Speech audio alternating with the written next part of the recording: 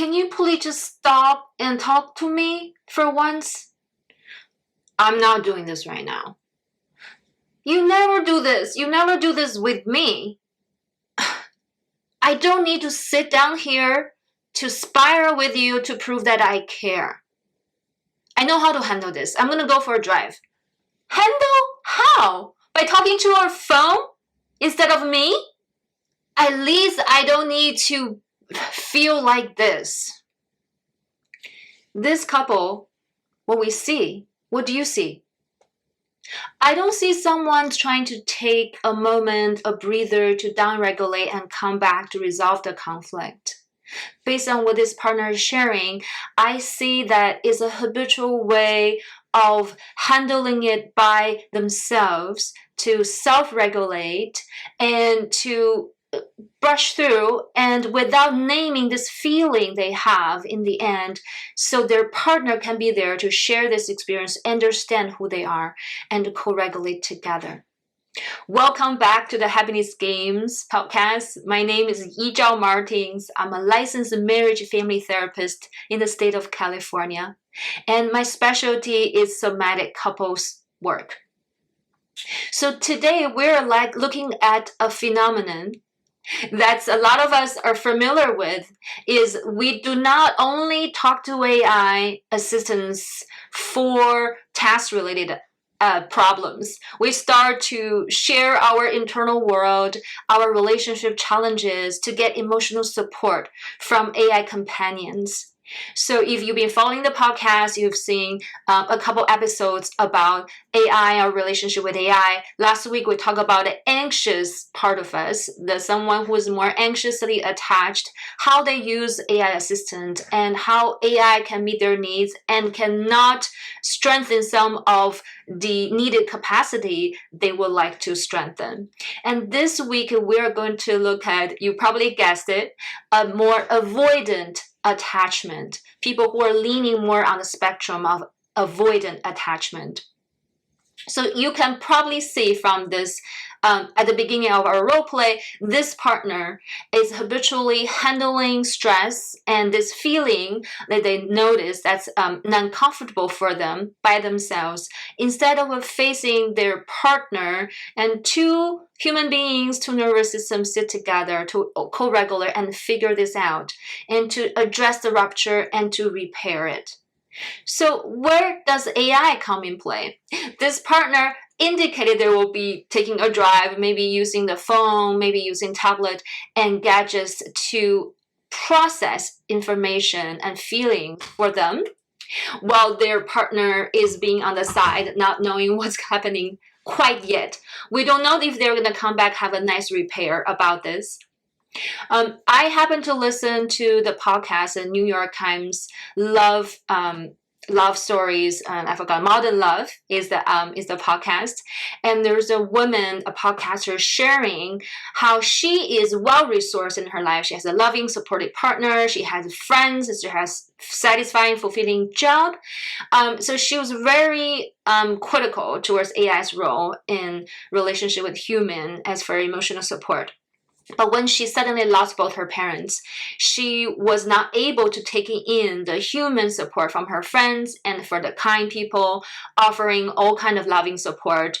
And instead, she turned to AI, to ChatGPT, to talk through her challenges, starting with medical issues, how to deal with the medical issues for her father, and then later become more for emotional support, venting, and getting that connection that she could not share with other people.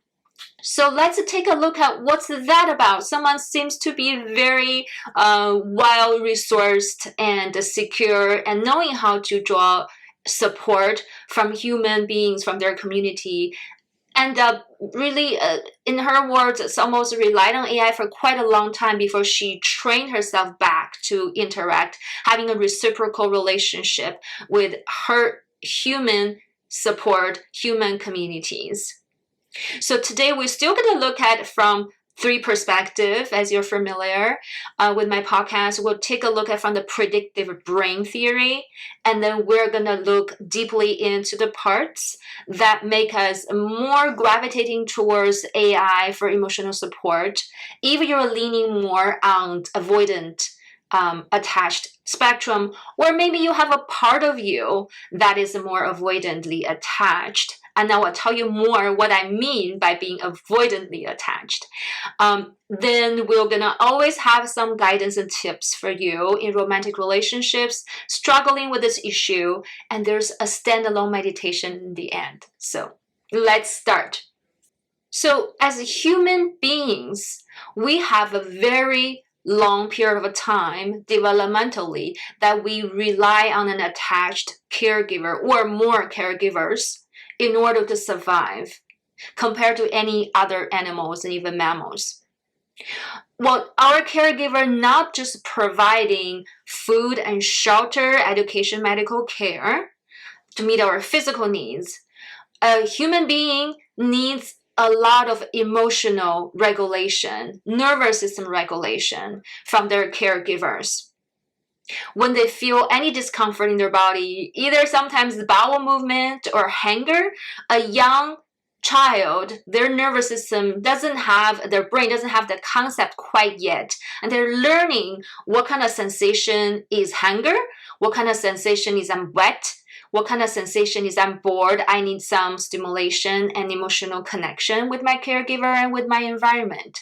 So their caregiver, through talking to them with words and repetitively give them concept, train their brain. Oh, this is a familiar, okay sensation, even though it feels strange first. My bowel movement, and that's when I need to be changed. Or this is a sensation for hunger, that through listening to their babies crying and whimpering and cooing, the caregiver learn about this particular baby, their signals, and how their nervous system need to be regulated, upregulated or downregulated. This is how our brain works. It's quite remarkable. And the child learns if a caregiver or caregivers are available through prediction. If the caregiver has not been predictably available when the child has a need, either because the caregiver has mental illness, they're suffering from depression, anxiety, or they're going through major life stress, say losing a job, losing a parent, losing a partner, or they are just physically fatigued because of certain physical illness like cancer, terminal illness. For whatever reason, they are not consistently available, almost consistently unavailable in this case, that the child learns that I can't rely on this caregiver to provide this regulation with me, that I need to fend off for myself. So they learned, well, it's much safer and predictable if I just do it on my own. If they're hungry, they may put a thumb in their mouth and they start sucking on their thumb to downregulate, soothe themselves. If they're bored and their caregiver's depressed, is not available, they look at their surroundings, they may touch things, and they may touch their blanket or play themselves, making sound in order to self-entertain, to increase their arousal. So they learn that this is the safest way. And over time, they don't need to make that prediction correct at every single time. They gather enough data. By the age of 3, probably, they gather enough data that their caregiver is not available to them for certain emotional needs, and they need to just entertain themselves and they to soothe themselves. So it takes a lot of energy to change that prediction and for them to trust, to open up their boundary, to allow the present information to come in, to correct those neural pathways, those loops, as you can see. So for those who learned how to do that, one of the presentation they have is what we call a protective part that comes in according to the IFIO model, is that they start to rely on themselves and they shut down in interaction with others in the environment when they feel overstimulated. And sometimes they don't even have the words to describe what kind of feelings and emotions they are. All they know is no, I don't like this. This has happened before. And when this happened, my caregivers were not here for me. So my to-go is to leave. They either freeze or they leave. So in the intimacy from the inside out, the protector often carries a belief similar to, well, another system, a nervous system has never been there, like where relief I can rely on. So handling this thing alone is the only strategy that actually worked for my survival. So I'm just going to go bypass every other possibilities and do what I'm familiar with. Go down that path. I know I can get it handled. Some people may go into self-soothing regulation by, say, eating sweets or exercising to get a dopamine hit, or they play video games, or they work really hard, or they rely on some substance that's not really great for their physical body budgeting. But that's what they know. Taking a drive and going for a walk actually a much more adaptive way of downregulation. There's nothing wrong with that. But if you don't bring it back to your partner, you never talk about these feelings that you're having in interaction, in relationship with your partner, you're losing a great opportunity to repair the rupture and to rebuild connection. So since the child learned, well, this is not going to get better if I stay in it. So I'd better leave. Like this partner saying, I'm going to go for a drive. I don't need to sit here to feel this way. It's so intolerable for me that I don't want to go through it again. And maybe in this relationship with this partner, they had many times unsuccessful, ineffective way of repairing this rupture, that they even create a new neural pathway prediction that this is not going to go well. It's going to get escalated and my partner is going to pursue me and pressure me, and I'm going to feel even more stressed out. So they decide just to run. And that makes much sense, right? So then why AI fits this story so well as something that this partner that doesn't feel comfortable sharing and allowing their partner to co-regulate with them to go to? Well, in this Modern Love podcast, this brave podcaster, this lady, shared that because it's not reciprocal. That's it. And I assume, my mind read, that she might have some shame around when she's in the situation where she lost both parents suddenly, and she's going through so much that other people may not understand exactly what she's going through. And there might be a part of her that's a caregiver wanting to take care of other people's feelings and thinking for them that you have a lot on your plate. Everybody has their life. Children, work, life stress. I shouldn't burden other people with my stories, with my hardship even more. And she talked about her husband has been a great partner, or her partner has been a great support, but she doesn't want to talk about her feelings, burden her partner even more. So all of those are mind reads that other people cannot handle this extra stress. Sharing this and metabolize those stress with her nervous system. And there might be a part that shames beating herself down for asking. Maybe there's a vulnerable part that's saying, oh, I don't deserve all this loving care that I can't reciprocate right now. And maybe there's a part saying you need to be there for other people. It needs to be fair, equal at any given time. You cannot burden other people. That's emotional debt you're carrying. I don't know. I'm making all these assumptions, but I can see based on my clinical experience and my own exploration, all of those parts could be present, and those are protective parts that's really hidden, that part that's deep inside saying, I really would like to be seen and supported. I'm having so much pain right now. Please be with me and breathe with me and hold me. And unfortunately, a lot of us have no access to this vulnerable part of us. Instead, we are successfully moving forward in our society, playing our professional as fixers. Myself included, I'm a therapist.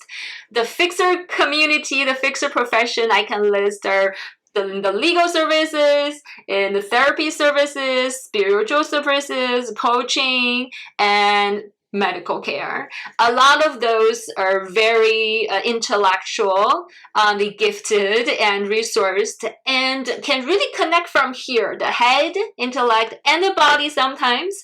But there is a challenge in a lot of us in this profession to stay a one-up role, that I'm always the one that's giving advice, giving support, being available, that I'm not sharing my own vulnerability, that I don't allow other people to co-regulate with me. Let me share a life story with you, my personal story. So I had a really hard session the other day, and I wanted some co-regulation. So I messaged my girlfriend and told her I had a hard time this session, and the part of me was criticizing myself for being human, basically having my own values coming in the background, that I realized that was my shadow. And so I wanted some emotional support. But she's not in my profession. She's in a totally different industry, and she's quite rational, really smart woman. So she come in with analysis of, what you should have done, as a profession, blah, blah. I was like, you're not even my profession. If I want a professional consultation, I will call a colleague, right? I'm sharing with you, not getting the detail of my case because I want emotional support. She totally missed it.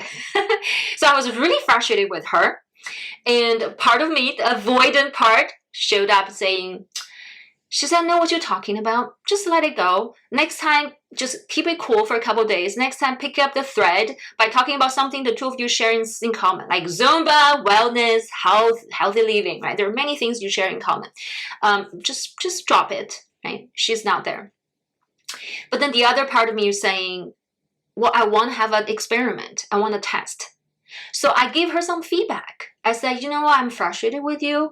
I was really hoping for some reflection, validation, and emotional support there. I didn't ask you to fix my problem or give me advice. That was a risk I took, being very honest, real with her. And she got back to me saying, was really cute. We have time difference. She's in China. So she was like, just wake up, listen to all my messages, voice notes, and saying, I accept your feedback. You're very emotionally attuned, intelligent being, and I want to be more like you. I am rational, but I have a hard time getting in touch with feelings. So thank you for giving me that feedback. I would like to change in this friendship. And so she did as much reflection as I could. She could. And I was very touched, and I let her know that I felt closer to her because she was really open and receptive to my feedback. And we repaired our rupture, and our friendship went even deeper and further. Now I feel very comfortable asking for air hug from Beijing when I'm feeling emotionally distressed. So that is a good example that I worked with my part I want to avoid, doesn't want to bother other people, doesn't want to burden other people, doesn't want to go through the hardship to tolerate the taking the risk to tell her, give her honest feedback. But then I had a more human connection with my girlfriend. So now let's come back to our tips. So what do I have for you? If you're in a romantic relationship and you are having similar challenges, that you have a hard time to let other people to co-regulate with you when you have discomfort emotionally and physically, that you judge yourself, or you're afraid to burden other people, you feel you need to fix other people's problem, be there for them all the time without being human being. So if you're the person that tend to shut down and withdraw, notice what is your prediction. What is the story in your head? So not just the action that, okay, you withdraw now, I need to withdraw, I need to take a drive, I need to talk to AI, but we're like, what am I afraid of if I stay? What's the worst that's going to happen if I tell, in my case, my girlfriend, how I really feel? What's the worst?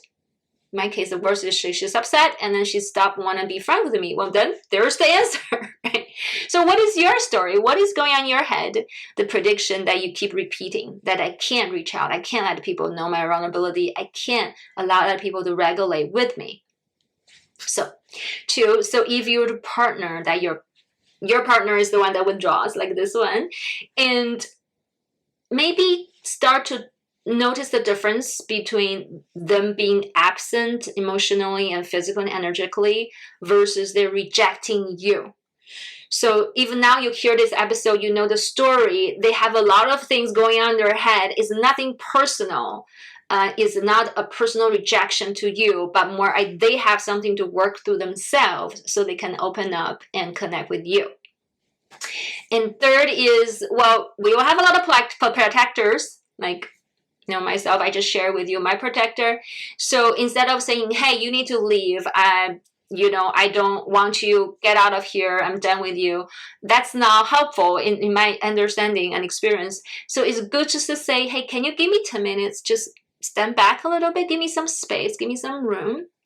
Like, let me talk to other parts of me, see we have more resources here, more information besides your voice. I know your voice is strong. I'm not trying to get rid of you, but I want to have a meeting, an internal meeting with all the family members in my system. And the fourth one is the two of you can practice a small, low stimulation co-regulation on purpose. That would be great. Saying, stay in this room instead of going for a drive, stay in this room, listen to some soothing music together, having some tea together, and maybe each of you take out your journal, start to write what's going on. What is that thing this partner is saying?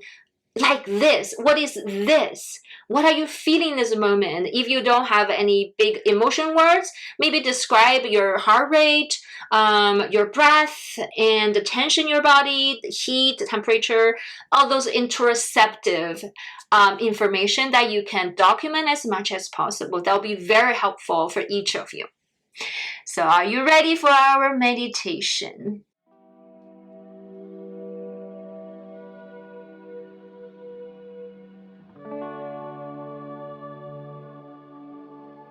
Let yourself settle here, wherever you are.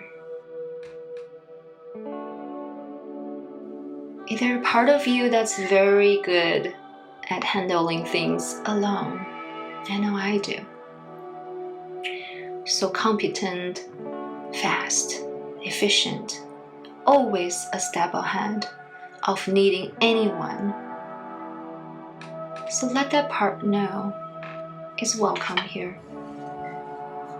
It's not in trouble.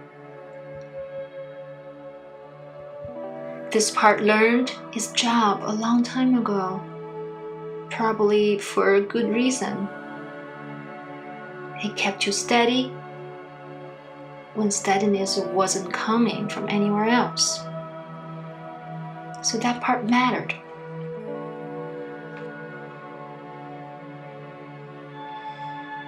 See if you can ask it something very gently. Would you be willing to step aside just for a few minutes? Not to be banished, not to leave, just to take a little break, give a little room. If it says yes, even partly, notice what's underneath that.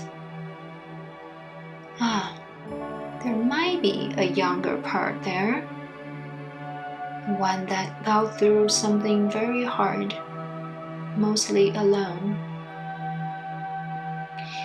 One that's still waiting to find out what it might feel like to not have to deal with things alone.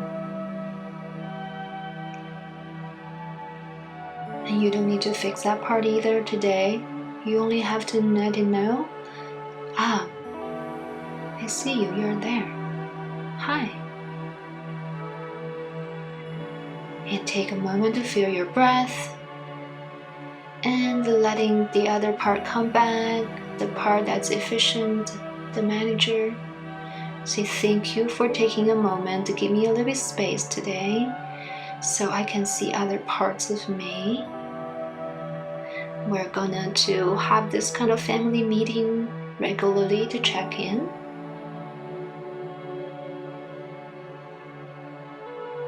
And know that they're just different aspects of you that may be organized, energy organized in various ways. And when you're ready, you can come back. The protector and the yupper, both are welcome. So if you want, you can repeat silently after me. The part of me that learned to handle this alone kept me safe. I can think it and still ask for room. I am allowed to find out that connection can be different now. I do not have to earn help, but never needing it.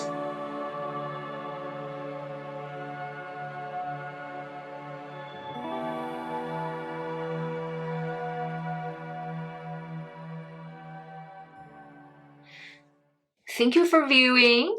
So next week, we'll come back to this series and talk about what happens when some partner sends both signals at the same time, reaching and pulling away in the same breath. Yes, we'll be discussing disorganized attachment and how AI is fitting into interaction in our relationship, in attached relationship. See you next week.